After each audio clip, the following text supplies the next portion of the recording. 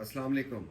अगर आपकी टाँगों में बेचैनी रहती है और आपका कागज़ खाने को दिल करता है, मिट्टी खाने को दिल करता है, कच्चे चावल खाने को दिल करता है, पेंसिलों के सिक्के खाने को दिल करता है कुछ बच्चों का, और रात को टाँगों में बेचैनी होती है, दिल करता है टाँगों को उठा-उठा के मारें, तो इसको कहते हैं रेस्टलेस लेग सिंड्रोम। और जो कच्चे चावल और ये सारी चीज़ें मिट्टी वगैरह खाने को दिल करता है, इसको पाइका कहते हैं, जिसमें फलाद की कमी की वजह से आपकी टांगों में बेचैनी होती है और इसके अलावा आपका कच्चे चावल खाने को दिल करता है। इसके अलावा ऐसे मरीज़ों में मुंह और बाछें पकी रहती हैं, मुंह में मिर्चें ज़्यादा लगती हैं और वो किस थोड़ी हल्की सी मिर्च भी बर्दाश्त नहीं कर सकते।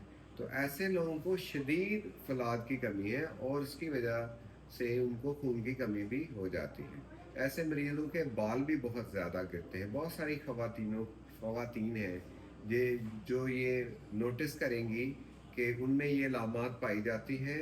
अगर आप में भी ये अलामात पाई जाती हैं और आपके बाल गिरते हैं, बाछें पकती हैं, मिर्चें ज़्यादा लगती हैं, कच्चे चावल चबाने को दिल करता है, तो आपको फलाद की शदीद कमी है और इसकी वजह से आपका एज भी बहुत कम है। तो अगर ये अलामात पाई जाएँ, तो आपको फलाद की अच्छी सी सिरप, बच्चे हैं तो सिरप लें, बड़े हैं तो टैबलेट लें सुबह-शाम। और अगर आपकी टैबलेट खाने से एचबी पूरी नहीं हो रही, तो आप फलाद का इंजेक्शन भी लगा सकते हैं।